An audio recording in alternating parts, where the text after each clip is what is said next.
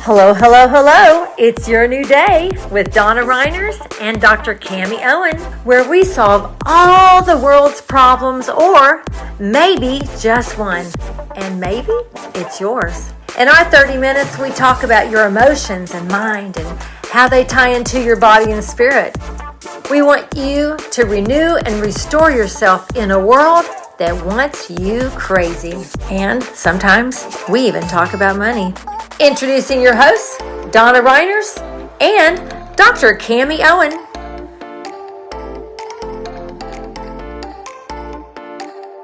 Hello, hello, hello. I'm Donna Reiners, and this is Dr. Kami Owen. Yay. And we're here to solve all the world's problems, or maybe just one, and maybe it's just yours. And today we're talking about loss again.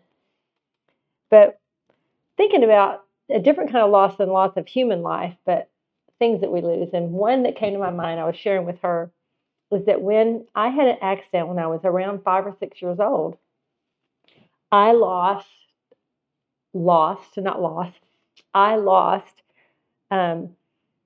my front teeth. They were chipped really strongly. And it was through a trauma on a bicycle where I went down a hill. And I think we've already talked about that actually in one of our shows. But we didn't talk about the loss that came from it. The loss of the possibility of being pretty, the loss of feeling pretty, because those little pearly whites with the silver were not pretty. But as you move forward in life, we were talking about also energy and all sorts of things. And so a few years ago, I had a situation where I had pain in my tooth, and I didn't know why. I didn't even know what tooth. And I went to like 4 different dentists, including like a big honcho, somebody that's like world renowned that I didn't realize I knew, that I found out that I knew. I'm like, I went to see him, and nobody had any answers. And one of them, I lost count of all the shots he gave me. And then he filled a tooth way in the back. And then when he was finished, this man's integrity was incredible. I was so sad when he retired, even though he was a traditionalist. He said to me, Donna, I don't know that was it. He was honest. This is old school integrity guy. And he was right, it wasn't.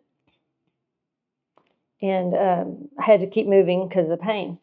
And even going to another dentist, I walked up to the stairs and literally my body started shaking. I'm like, oh my God. I'm like, I didn't know what to do. I didn't know what that meant. I'm like, I don't understand. I go in, he sits me down, my body's shaking. He does what he does, all these things. He can't find anything. And then the pain was in and out. And then we ended up seeing some friends that we hadn't seen, but we talked all the time. And she said to me, hey, we're just talking about the situation. She said, Donna, do you remember when you fell? And I'm like, I do. And at the time, I kept track of everything. I went back literally in my phone and found where I wrote down, I fell at this person's house because I'd been helping her move. And I happened to step off a step. And I fell backwards with a box in my hand. Ouch. And hit a wooden floor. And I got to thinking, interesting. So my brain was automatically, I had not thought that this was a trauma point. So I went and did some work on the trauma point. And sure enough, that's why my body was shaking. I had triggered the loss from when I was 6 years old by hitting, because of the jar of hitting the ground. It wasn't the tooth, it was the hitting the ground, but it caused this pain. And so that began this whole opening in my mind, because anytime I went to a dentist, I was just disturbed. It was very difficult for me to go to a dentist. I went, but it was very difficult. And so I pulled out as much as I could that I knew how to pull out in trauma points, which for me it was muscle testing, finding whatever, la, la, la. Maybe we'll do that one day. One day, maybe we'll do a little muscle testing, a little trauma work, just to show you kind of how it works. My point is that then I had to go to a dentist again, and I'm still shaking, not like I was. And then Craig's there. I said, hey, let's do a little mini session while we're waiting. And I'm like, okay, what's the root? And and then there came, and I'm a little bit calmer every time until over and over until I'm calm. So now I can go to a dentist and be calm. And so the reason I'm saying that is because mercury being a metal, how does that, besides like pouring into our body, but how does that interrupt the fact that we're light, we're electricity? I mean, what happens when not just the trauma part, but the mercury part? What happens? See, we are solving no problem today because I'm not confused. There's so much in my brain I want to talk about. I'm like, oh my God, which can we talk about first? This is not about the mercury, but how do you discover when you have a trauma? Let's do that. Since I happen to be in the energy field, but you don't have to be in the energy field to go, hey, this could have something to do with something else. How could someone know what to do if they have some kind of reaction somewhere that's so unfamiliar? They're like, where does this come from? Well, think of, we are just a symphony of energy frequencies anyway. Think of us like a whole symphony. And sometimes, if you think of the symphony, sometimes something gets knocked out of tune, just like you have to tune a guitar or piano or violin or something. That thing, a trauma can just knock it out of tune. It's like a wrench. Yeah. Wow. And when you have an emotion, because there's a physical thing that happens when you have an emotion. Just think about, for example, you're driving in a car and somebody pulls out in front of you and you have a, reaction. Like there's an emotion there of, I don't know what, would be. Wow, oh my gosh. Like a fright, And as soon as you have that fright, there's a chemical that is released from your brain and it goes through your body. Is that like the fight or flight thing that happens? Yes. Okay, yes. Autonomic nervous system does its thing. So you have this crystal that now is imprinted with, and so now it goes and let's say it didn't all the way, because now you got to drive, you're still driving, you're like, oh, just shake it off. It's okay. Yeah. Nothing happened. So that crystal didn't get all the way used up and it kind of houses somewhere. So since things stay in resonance with each other, fear will go find a place in your body that resonates with fear, like the gallbladder, fear, anger, those kind of places, or grief, if something that makes you really sad, like the loss. And you have this grief that you just don't know what to do with. Process. Yeah. It goes and lives in your lungs most of the time. Because that frequency that makes lungs is really close to the same frequency as grief. And so that's what happens is they go house someplace in your body. And there's ways to just think, I tell people to think of those little crystals like its own little radio station, playing its own little, turned way down, and then something happens that jars you and the volume gets turned up.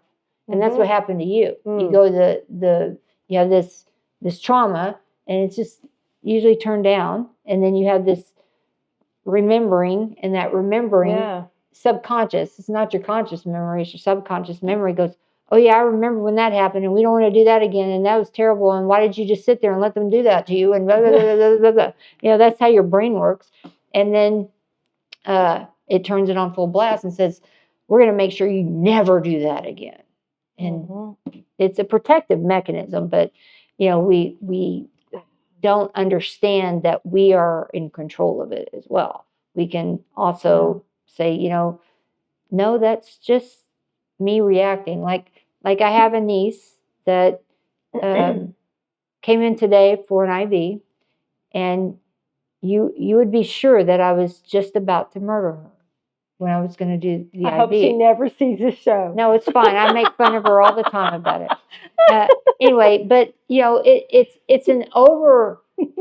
Somebody might It's look an overreaction. Somebody might look at her and say, "Oh, she's being a drama queen. She's just overreacting." No, there is some trauma trapped in that poor child's body that has not been released yet. Yeah. And we have not deep dove into that. I would love to for her. Oh no, because I just had a revelation. You keep moving. Wow. That it's trapped in there. And so it's not her being a drama queen. It's not her being out of control. Like, our body's reacting like my body was reacting because it got triggered. Yes, the volume got turned up. Yeah. And if you don't know where the knob is, you're trying to turn it down, but you can't. And sometimes the more you try to turn it down, the louder it gets because your body's signaling you, hey, this is not taken care of. This is not resolved. This is not taken care of. I'm going to keep signaling you until you fix it. Oh, wow. Yes. So that's what happens. Okay, so I just had this thought. You know how much I love needles. I do. Yeah. Not my favorite. Sometimes I'll get vitamin D shots. I asked why we couldn't just put it in the IV when I do a little. She goes, "What? Do you want to die? It'll go straight to your heart." I'm like, "Okay, we don't want to die. I'll take the shot." Right. Anyhow, so while you were talking, I was thinking, and not on purpose, but I remembered when I was around 4 years old. I was down at our house. We had a huge yard, and then we had a huge backyard. And these were all cyclone fences. And behind that was Pop and Granny's house. And behind that was a friend's house. And so I would go down that dirt road. It was all sand, not like dirt, but it was sand. Mm-hmm. And I would play with a friend. Well, I remembered I got hit with a metal sand bucket. That's when we play with metal, guys. You mothers with this plastic, bless you. That wasn't around when I was a child. It was full on metal. That's right. And so I was hit with a metal sand bucket full of sand. Oh, wow. And it hit me and threw me to the ground. And what does a 4-year-old do? She gets up and she screams bloody murder from the blood rushing from her head and runs all the way home screaming bloody murder. So I'm running up the pathway, which is not just a short little street, but it's not too long, but it's long enough for me having to hook it. And by the time I get to the light pole with the street, my mama, she's halfway down our driveway. Now, my mama was a big mama. She wasn't like a fat mama, but she wore like a quadruple D or a four-druple or an eight-druple. Don't know. Anyway, she is, you can just imagine, she just running. Because she hears the voice of her daughter screaming bloody murder. Yeah. And she finds me and she picks me and she looks at me. And they take me to the hospital. But before I get to the hospital, what happens? My sister, who loves me now, so she's going to see this. So I know you love me now. But she did not love me then. And she said, "Oh, you just wait till you get to the hospital. They're going to shoot you with knives. They're going to cut you. They're going to do surgery on you. Wow. They're just going to really and she really got into my skin." So then they take me to the hospital. And sure enough, what happens? It takes 5 grown men. They dismissed my parents who, what on earth were they thinking? Why in the heck did they go? I mean, why in the hell did they go? That's how strongly I feel. They left me and they put me on this silver chromonized table. Put me on it. They held me down. And they put a green cloth with lines in it. And they gave me a little shot. Not a big shot, just enough to cause this area to not be so blood sensitive. Yeah. And then they stitched me up with a needle and thread. And so literally it dawns on me right this moment that is the root of me having a fear of needles, like it's an ungodly fear of needles. Now, I've had to work it out and be a grown-up and put my put your granny panties on and get over it. And I've had to get over it for years and just stand there and say, sure, go ahead. Yeah. But while I'm doing it, on my inside is literally shaking, like I was talking about shaking earlier, because I'm terrified on the inside. And now it dawns on me why I'm terrified. I'm terrified because I was terrified when they took me and they literally couldn't, because I went berserk. I literally went, and I'm a little kid. I'm a little kid. Now I'm a tall kid, but I'm a little kid. So anyway, is that not amazing? I just got the root of something. Now, let me tell you what I'm going to do with that. I'm not going to go, yay, I got the root. No, I'm going to then, after all this, I'm going to remove that root. I'm going to find out where that's stored inside my body, and I'm going to do what I can to pull out the root and any route it took all the way to 61 years old. So that's what I'm going to do with that. So I know you had stuff coming up, but oh my goodness, isn't that amazing? That is. I'm so excited. I can't tell you. I've never asked what the root is to my being terrified of shots, because I don't know why, but I never asked about it. That's why I get sedated at the dentist, guys. Yeah. Because I don't want the needle. Oh my gosh, this is amazing. I'm sorry. Go ahead. I forgot where I was. Dang. Oh my gosh, I'm so sorry, but I'm like, I'm having because there's people out there that will have the same aha moment. You know, it's okay just to ask. You know, when you have this, what I'm gonna say irrational fear, but it's not. It's a fear or a reaction, some reaction that's out of what would a normal, reaction be. And if it's way over here or way over here, because some people have a completely opposite reaction, which is equally as bizarre. I have people that start laughing and having like this hysterical laugh and like, ha, and it's the same thing. That's expressed a different way. That's what got captured in the crystal, and that's what gets turned up. But it's completely, you've seen people that smile when they hear something sad or they hear something that's devastating. And then those people like, she's creepy. She smiles when you say something sad.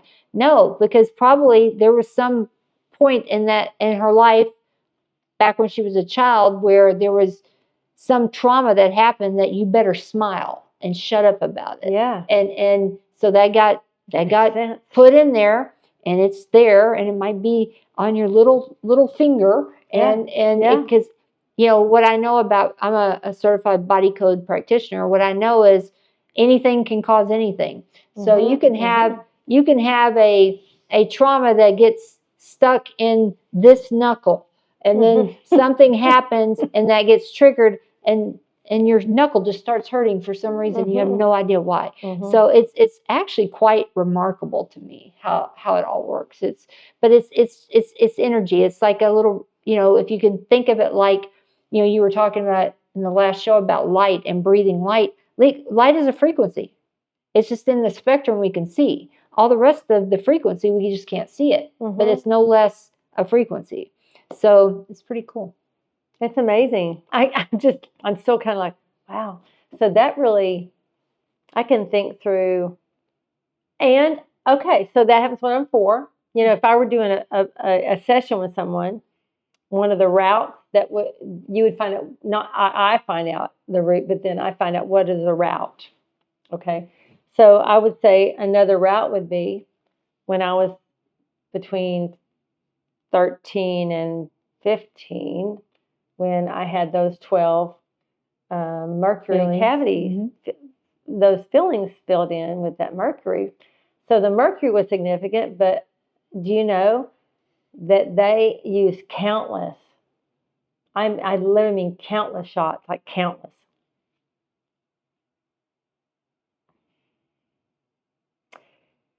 And those shots would only take like 90% because I could feel, because it just never worked. Now, my dad was actually allergic to Novocaine, I think, and penicillin. So they literally had to, like, in the military, they had to strap him down to pull his teeth or do anything. Literally, they literally would strap him down because because the one time they missed it. How did they find out? he literally went berserk and almost killed people because it was that much of a reaction from him of that kind of thing back in the day. Wow. So I'm looking at the route, and then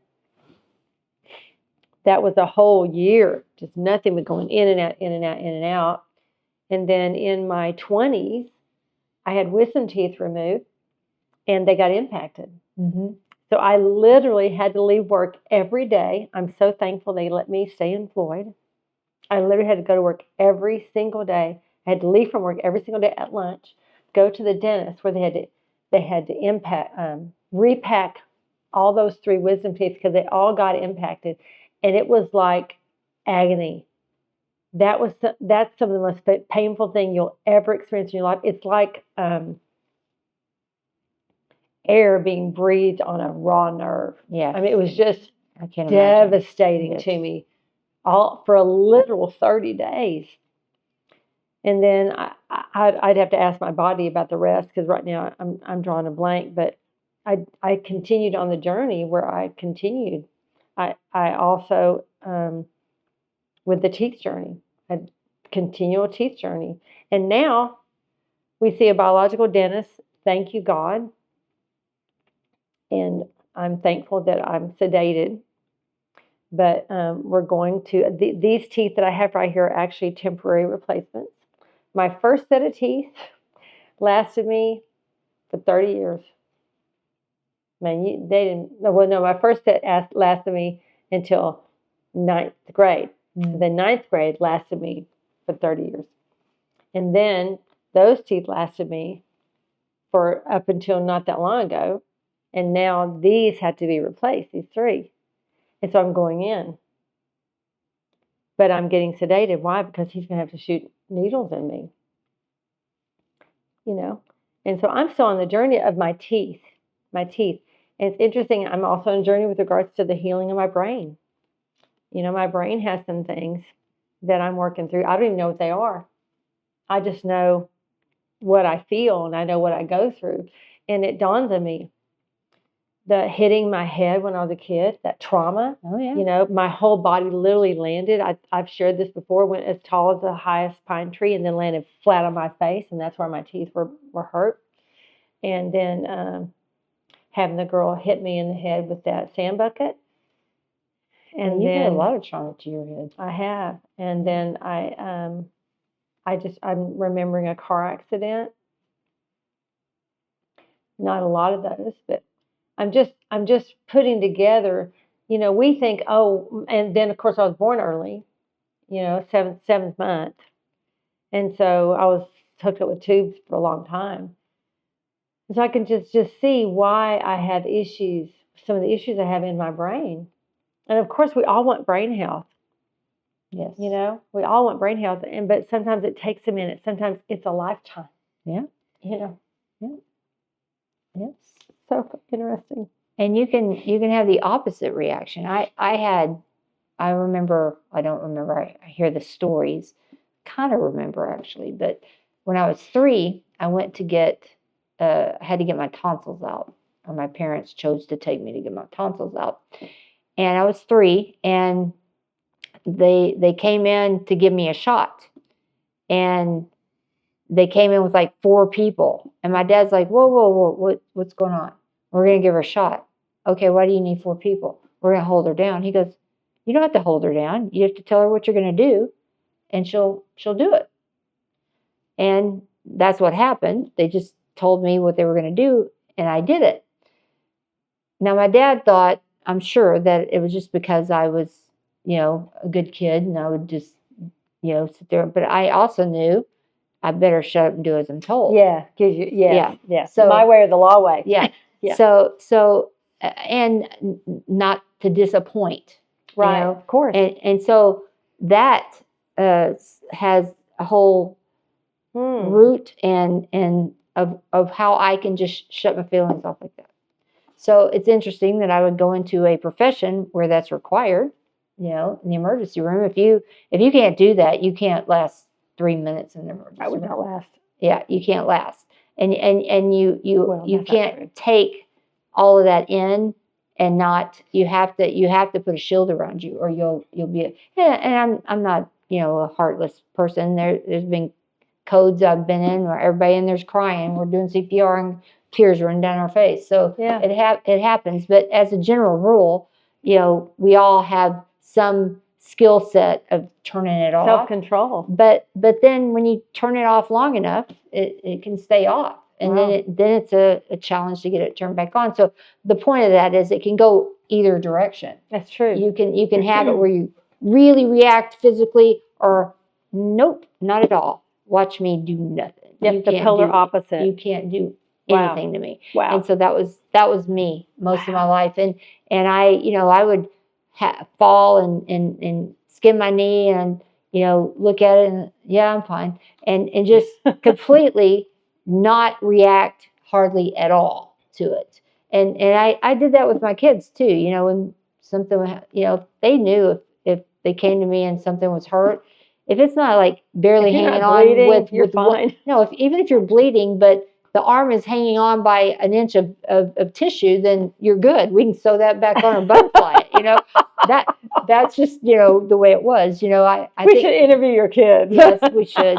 I'm sure there's lots of trauma there, but not on purpose. But the point is to be curious about these reactions. When you have these reactions, be curious, and you have the power to ask yourself. Yeah. Because it's you. You can have somebody that helps you facilitate that, but we're really just asking you anyway. Yeah. And so we can ask you, or you could ask you, and then tap into your own intuition and trust yourself, and trust that little voice or that little feeling and that little that you hear that says this is what it is. Yeah. And sometimes it comes in a big aha like you just had, or it's like, am I just making that up? What's going on?